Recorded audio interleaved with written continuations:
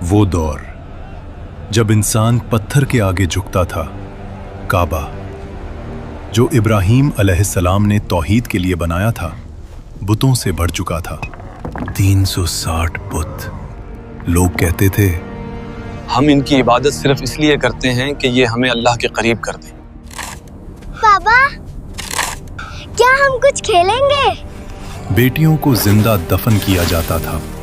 कुरान ने बाद में उस मंजर को यूं बयान किया, और जब जिंदा दफन की गई लड़की से पूछा जाएगा किस गुनाह में उसे कत्ल किया गया, शराब फक्र थी, जुल्म ताकत था, खून रेजी रिवायत थी, कोई कानून नहीं, कोई रहनुमा नहीं।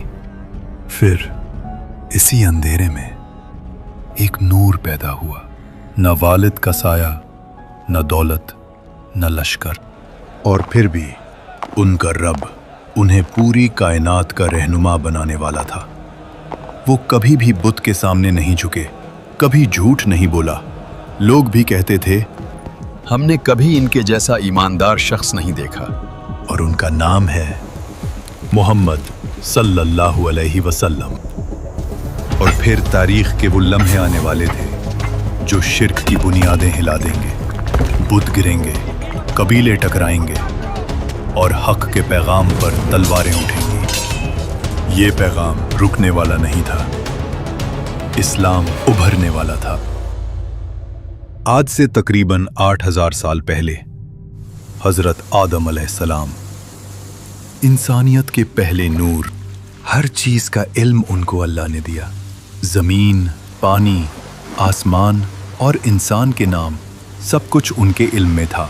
हर कौम में रसूल भेजा जाएगा और तुम्हारी औलाद में से भी एक रसूल आएगा। मेरे बच्चों, अल्लाह ने मुझ पर रोशनी अता की और अब तुम्हारी नस्लों में से भी रसूल आएंगे। वो सिर्फ अल्लाह की इबादत की दावत देंगे और इंसानियत को नूर से रोशन करेंगे।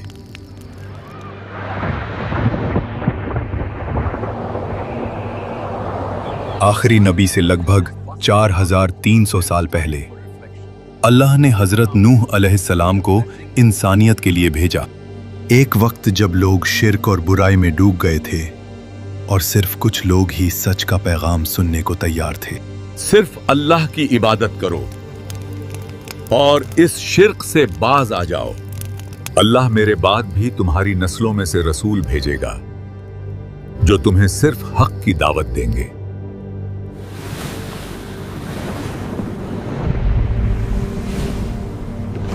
आखिरी नबी से लगभग 2600 साल पहले दुनिया फिर शिर्क में डूब चुकी थी। बुत, सितारे, चांद, सूरज, सबको माबूद बना लिया गया था। और उस वक्त अल्लाह ने भेजा इब्राहीम अलैहिस्सलाम को। हमारे रब, इनमें उन्हीं में से एक रसूल भेज जो उन पर तेरी आयतें तलावत करे, उन्हें किताब और हिकमत सिखाए और उनका तज़किया करे। बेशक तू ही गालिब और हिकमत वाला है। आखिरी नबी से लगभग 1400 साल पहले मिस्र की जमीन पर एक जालिम हुक्मरान का राज था, फिरौन। और उस जुल्म के अंधेरे में अल्लाह ने भेजा मूसा अलैहिस्सलाम को। और फिर मूसा अलैहिस्सलाम ने अपनी कौम को बताया, अल्लाह तुम्हारे लिए तुम्ही में से रसूल उठाएगा, तुम उसकी बात सुनना। आखिरी नबी से लगभग 600 साल पहले बनी इज़राइल में फितना, रिया और तहरीफ फैल चुकी थी। और फिर अल्लाह ने एक निशानी भेजी, हजरत ईसा अलैहिस्सलाम। मैं तुम्हारी तरफ अल्लाह का रसूल हूँ, तौरात की तस्दीक करता हूँ जो मुझसे पहले आई, और एक रसूल की बशारत देता हूँ जो मेरे बाद आएगा, जिसका नाम होगा अहमद, और वो आखिरी नबी होगा।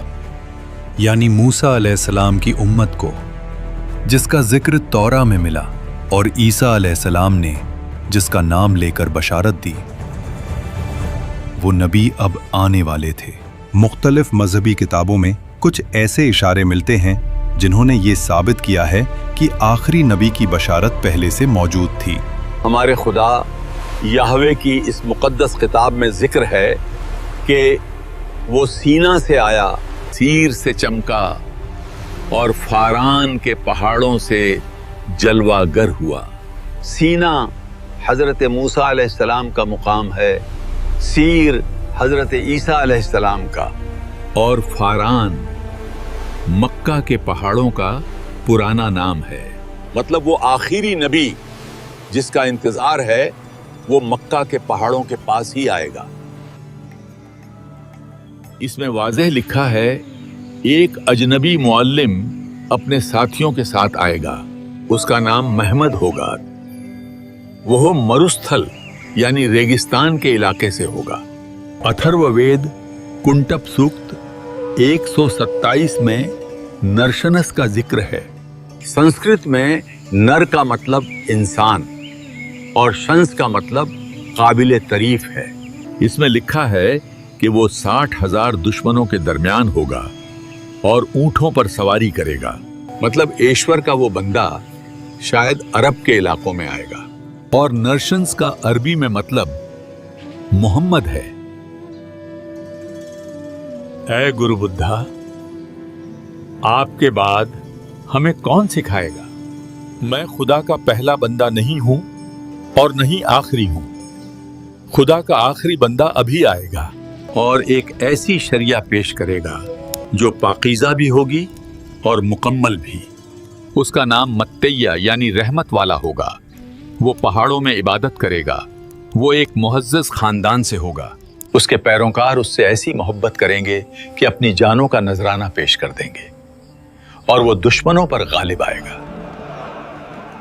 جب لوگ راستے سے بھٹک جائیں گے تب اوپر والا عرب میں اپنا بندہ بھیجے گا اور اس کے ساتھی شریف اور بلند کردار والے ہوں گے اور وہ فارس کے تخت و تاج کو الٹ دیں گے۔ آخری نبی سے 1 سال پہلے مکہ، پہاڑوں سے گھرا ہوا شہر، ریگستان کی ہوا، اور اس شہر کے بیچوں بیچ کعبہ، وہ گھر جو ابراہیم علیہ السلام نے توحید کے لیے بنایا تھا، لیکن اب اس کے گرد 360 بت کھڑے تھے۔ لوگ ان کے سامنے جھکتے، ان سے دعا مانگتے تھے۔ یہ تھا دور جاہلیت۔ اسی شہر میں قریش کا ایک معزز خاندان تھا، بنو ہاشم۔ ان کے سردار تھے عبد المطلب ابن ہاشم۔ ان کا مقام بلند تھا۔ حجاج کی خدمت، زمزم کی دیکھ ریکھ، یہ ذمہ داریاں ان کے پاس تھیں۔ لوگ ان کی عزت کرتے تھے۔ ان کے بیٹوں میں سے ایک تھے عبداللہ ابن عبد المطلب، جوان، شریف، پسندیدہ۔ ان کی شادی ہوئی حضرت آمنہ بنت وہب سے، لیکن قسمت نے ایک گہرا زخم دیا۔ حضرت عبداللہ تجارت کے سفر پر گئے اور یثرب یعنی مدینہ میں وہ وفات پا گئے، اور اس وقت بی بی آمنہ حاملہ تھیں۔ پھر وہ دن آیا، مکہ کی صبح، بنو ہاشم کے گھر وہ آئے جو صرف ایک خاندان نہیں بلکہ پوری انسانیت کے لیے رحمت بننے والے تھے۔ نہ ان کے سر پر باپ کا سایہ تھا، نہ دولت کا ڈھیر، نہ سیاسی قوت۔ بنو ہاشم کا گھر روشن ہو گیا۔ حضرت عبد المطلب نے اپنے گھر والوں اور قریبیوں کو بلایا۔ وہ مسکرائے اور کہا، یہ اللہ کی رحمت ہے۔ اس بچے کا نام ایسا ہونا چاہیے جو لوگوں کے لیے عزت کا سبب بنے۔ اور پھر قرآن میں اللہ نے اس نام کو ہمیشہ کے لیے محفوظ کر دیا، محمد رسول اللہ۔ آج ہر اذان میں، ہر نماز میں اس نام کے بغیر شہادت مکمل نہیں ہوتی۔ عرب روایت کے مطابق بچوں کو پیدائش کے فوراً بعد دیہات بھیجا جاتا تھا تاکہ زبان فصیح ہو اور جسم مضبوط بنے۔ صحیح حدیث سے ثابت ہے کہ نبی صلی اللہ علیہ وسلم بنو سعد میں پلے۔ حلیمہ سعدیہ ایک غریب اور کمزور خاتون ان کی دیکھ بھال اور نشو نما کی ذمہ داری لیتی ہیں۔ شروع میں حلیمہ کے گھر کوئی برکت نہیں تھی۔ ان کی اونٹنی اور گائیں کمزور تھیں، لیکن جیسے ہی نبی صلی اللہ علیہ وسلم ان کے ساتھ آئے، وہاں برکت برسنے لگی اور ان کا گھر خوشحال ہو گیا۔ नन्हे नबी सल्लल्लाहु अलैहि वसल्लम ने वहां 4 साल तक वक्त गुजारा। वो वक्त सिर्फ दूध और खेल का नहीं था। यहाँ उनकी पहली तालीम उनके माहौल और कायनात से शुरू हुई। 4 साल के बाद वक्त आया कि उन्हें उनकी वालिदा के पास वापस भेजा जाए। हलीमा ने उनका हाथ छोड़ा, लेकिन अपनी आंखों से देखा। ये सिर्फ हमारे लिए नहीं, बल्कि पूरी इंसानियत के लिए रहमत और बरकत बनेंगे। बीबी आमिना के पास लौटकर नबी सल्लल्लाहु अलैहि वसल्लम ने फिर अपनी माँ का प्यार महसूस किया। ये वक्त छोटी उम्र का था, लेकिन सबसे गहरा असर यहीं से शुरू हुआ। 6 साल की उम्र में नबी सल्लल्लाहु अलैहि वसल्लम अपनी वालिदा के साथ सफ़र पर थे, और उसी सफ़र में उनकी वालिदा बीबी आमिना अब्वा के मकाम पर वफ़ात पा गई। रेगिस्तान के बीच नन्हा बच्चा अपनी माँ को अपनी आंखों के सामने दुनिया से रुख करते देखता है। नबी सल्लल्लाहु अलैहि वसल्लम अब माँ के सहारे से भी महरूम हो गए। उनके साथ उम्मे ऐमन रज़ी अल्लाहु अन्हा थी, जो उनकी खादिमा और ज़्यादा हिफाजत करने वाली थीं। वो उन्हें साथ लेकर मक्का ले आए और हज़रत अब्दुल मुत्तलिब के पास ले गए। वक्त गुजरता रहा और नबी सल्लल्लाहु अलैहि वसल्लम अपने दादा के साथ रहने लगे। आप भी हमारे साथ खेलो। फिर कुछ साल बाद 8 साल की उम्र में दादा हज़रत अब्दुल मुत्तालिब का भी इंतकाल हो गया। नबी सल्लल्लाहु अलैहि वसल्लम फिर पूरी तरह से दुनिया के सहारे से महरूम हो गए, लेकिन अल्लाह का सहारा हमेशा साथ था। अल्लाह ने फरमाया, तुम्हारे रब ने तुम्हें न छोड़ा है और ना ही नाराज हुआ है। अब जिम्मेदारी आई हज़रत अबू तालिब यानी उनके चाचा पर। रिवायत में आता है कि अबू तालिब उन्हें अपने बिस्तर पर सुलाते, सफ़र में साथ ले जाते और उनसे गहरी मोहब्बत करते थे। एक रात घर में खाना कम था, बच्चे भूखे थे। हज़रत अबू तालिब ने देखा नबी सल्लल्लाहु अलैहि वसल्लम चुपचाप बैठे हैं। अबू तालिब ने उनकी तरफ देखकर कहा, भतीजे, तुम खाना क्यों नहीं लेते? उन्होंने नर्म आवाज में कहा, चाचा, पहले मेरे भाई खा ले। अबू तालिब का दिल भर आया। वो अपनी बीवी फातिमा बिनते आसद से कहते, वल्लाह, ये बच्चा अलग है, इसमें एक नरमी है जो किसी और में नहीं। 12 साल की उम्र में हजरत अबू तालिब उन्हें अपने साथ तिजारत के सफर पर शाम ले गए। रेगिस्तान, काफिला, ऊंटों की घंटियां और एक संजीदा खामोश तबीयत जो बाकी बच्चों से बिल्कुल अलग थी। वो छोटी उम्र से ही माहौल को समझने लगे। यह सिर्फ रोजी नहीं थी, यह सब्र की तालीम थी। तन्हाई की आदत थी, लीडरशिप की बुनियाद थी। फिर जवानी में तिजारत शुरू हुई। मक्का के लोग उन्हें कहने लगे, ये अलामीन है, सच्चा, अमानतदार। ये लक़ब वही लोग दे रहे थे जो शिर्क में डूबे हुए थे। फिर एक दिन मक्का में वो लम्हा आता है जब हजरे अस्वद को अपनी जगह रखने का वक्त आया। हर कबीला चाहता था ये शरफ सिर्फ हमें मिले। हजरे अस्वद को हम रखेंगे, यही हमारा हक है, यही ये हमारा हक है। आवाजें तेज हो जाती हैं, तलवारें निकालने तक बात पहुंच जाती है। रिवायत में आता है कि 4-5 दिन तक तनाव रहा, खून बहा देने तक का इरादा हो गया था। फिर एक बुजुर्ग ने कहा, कल सुबह जो सबसे पहले उस दरवाजे से दाखिल होगा उसी को फैसला करने देंगे। सुबह होती है, दरवाजा खुलता है और जो शख्स अंदर आता है वो है मोहम्मद सल्लल्लाहु अलैहि वसल्लम। लोग कहते, ये अलामीन हैं, हम इस पर राजी हैं। नबी सल्लल्लाहु अलैहि वसल्लम ने माहौल देखा, ना गुस्सा ना जल्दी, बस गहरी सोच। फिर फरमाया, एक चादर लाओ। चादर बिछाई गई। उन्होंने अपने मुबारक हाथ से हजरे अस्वद को उठाया, चादर के बीच में रखा। फिर फरमाया, हर कबीले का सरदार इस चादर का कोना पकड़े। सब ने कोना पकड़ा, साथ मिलकर पत्थर को उठाया। जब जगह तक पहुंच गए, नबी सल्लल्लाहु अलैहि वसल्लम ने अपने हाथ से उसे उसकी जगह रख दिया। खतरा खत्म, खून रुक गया, लड़ाई खत्म।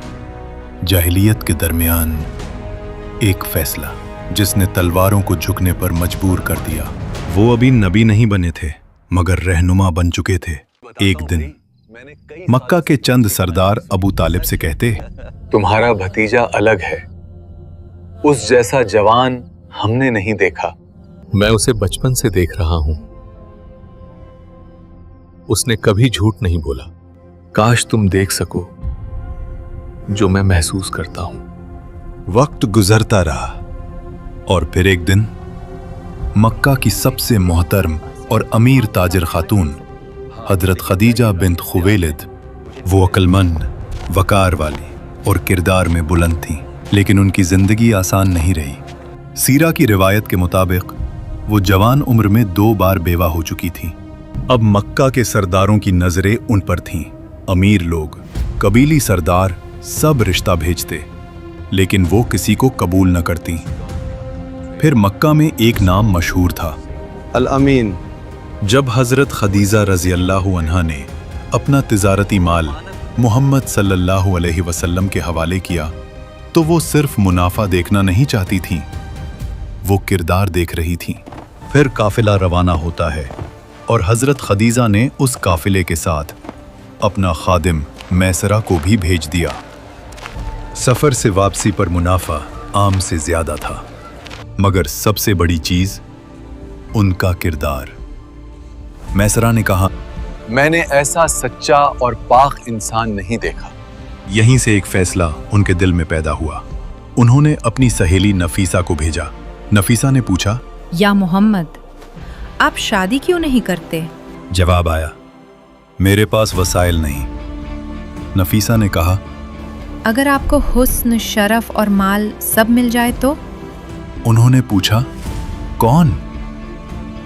जवाब आया, खदीजा। फिर निकाह हुआ। नबी सल्लल्लाहु अलैहि वसल्लम की उम्र 25 साल, हजरत खदीजा रजी अल्लाहु अन्हा 40 साल। ये घर सुकून वाला था। बाद में कुरान ने इस सुकून को यूं बयान किया, और उसने आपको गरीब पाया, फिर बेनियाज कर दिया। अल्लाह ने उन्हें फिर औलाद अता की। कासिम, ज़ैनब, रुक़ैया, उम्मे कुलथूम और फातिमा। फिर नबूवत के बाद अब्दुल्ला पैदा हुए, मगर कासिम और अब्दुल्ला बचपन ही में वफात पा गए। एक माँ जिसने बच्चों को खोने का दर्द देखा, और फिर अल्लाह ने उन्हें वो मकाम दिया कि वो नबूवत के घर की पहली मलका बनी।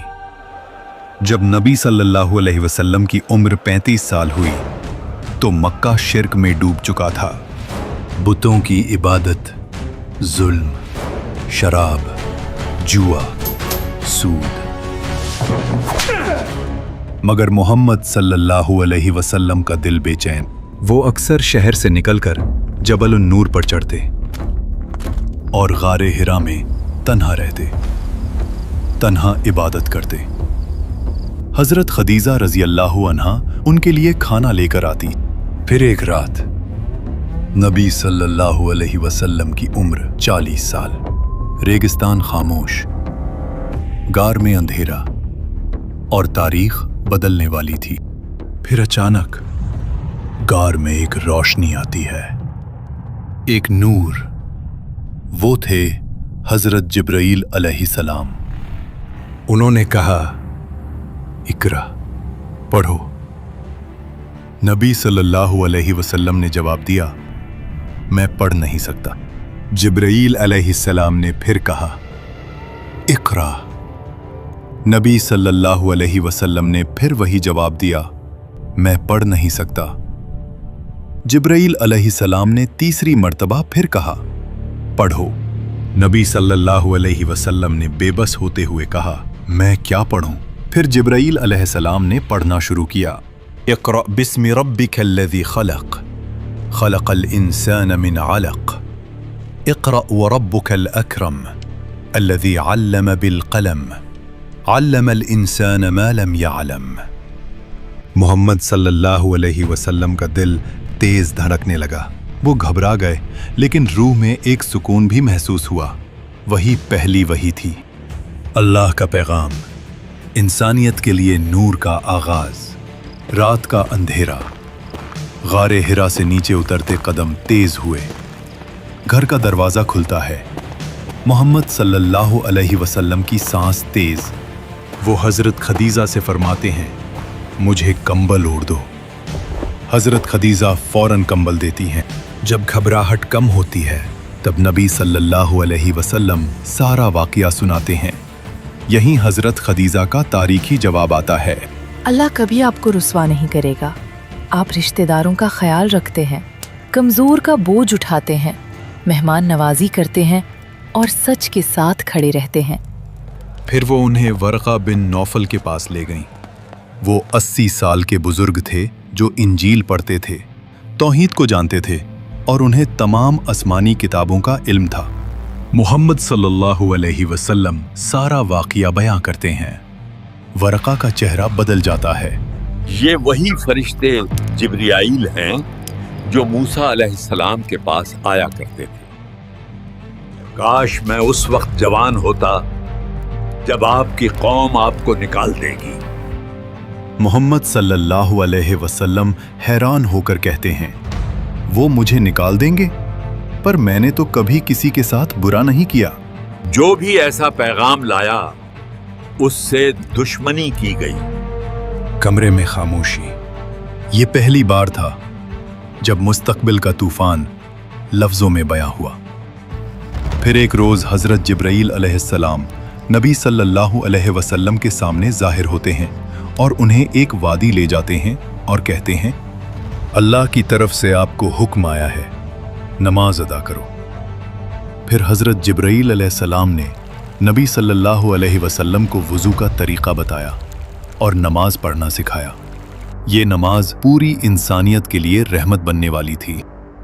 नबी सल्लल्लाहु अलैहि वसल्लम ने नमाज अदा की और फिर वो अपने घर रवाना हो गए।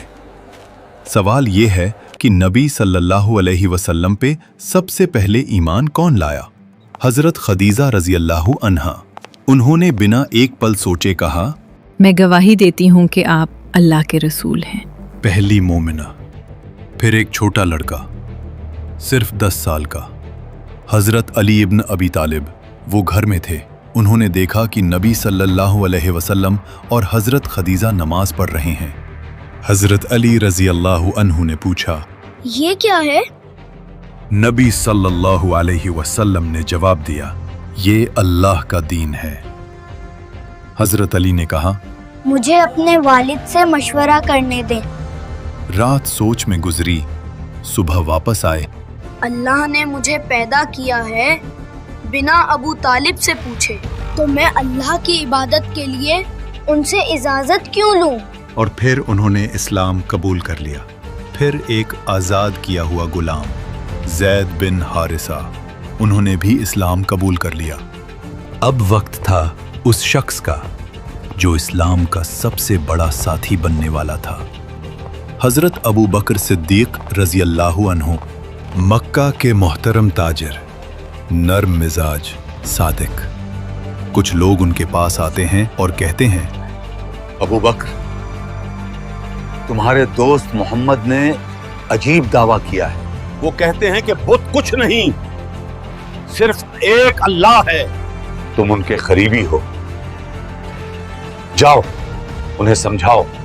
हजरत अबू बकर का चेहरा संजीदा हो जाता है। वो पूछते हैं, क्या उन्होंने ये कहा है? वो कहते हैं कि उन पर आसमान से वही आई है। हजरत अबू बकर सीधा मुड़कर चल पड़ते हैं। वो मोहम्मद सल्लल्लाहु अलैहि वसल्लम के घर में दाखिल होते हैं और सीधा पूछते हैं, या मोहम्मद, क्या ये सच है जो लोग कह रहे हैं? जवाब आता है, मैं अल्लाह का रसूल हूं। मैं तुम्हें एक अल्लाह की इबादत की दावत देता हूं। बस इतना, न दलील का ढेर, न लफ्जों का बोझ। अबू बकर सिद्दीक रज़ी अल्लाहु अन्हु उन्हें देखते हैं। 40 साल की जिंदगी उनकी आंखों के सामने है। एक इंसान जिसे उन्होंने कभी झूठ बोलते नहीं देखा। और वो फौरन कहते हैं, मैं गवाही देता हूं कि अल्लाह के सिवा कोई माबूद नहीं और आप अल्लाह के रसूल हैं। ये लम्हा छोटा था, लेकिन तारीख के लिए ये एक इनकलाब था। इस्लाम के ये पहले लोग जल्दी ही दुनिया का नक्शा बदल देने वाले थे। तूफान उठने वाला था। मक्का में कत्ल का मंसूबा शुरू हो चुका था। ये मोहम्मद की शायरी है। या अमर, उमर ने भी इस्लाम कबूल कर लिया है। जुल्म की शुरुआत, इस्लाम की पहली अजान। अल्लाहु अकबर, अल्लाहु अकबर। और काफिरों के साथ पहली जंग। लेकिन अल्लाह का मंसूबा चल रहा था और कुछ लोग तैयार हो रहे थे इस नूर के लिए। सब्सक्राइब